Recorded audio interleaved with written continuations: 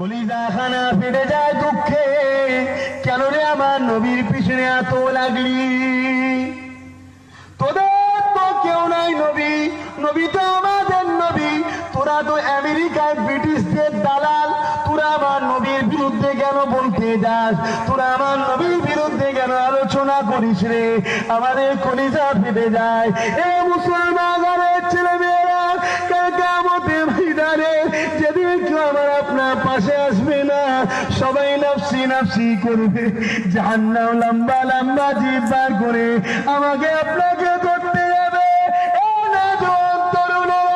ওই কঠিন রাতে আমার আপনার পাশে কে আসবে?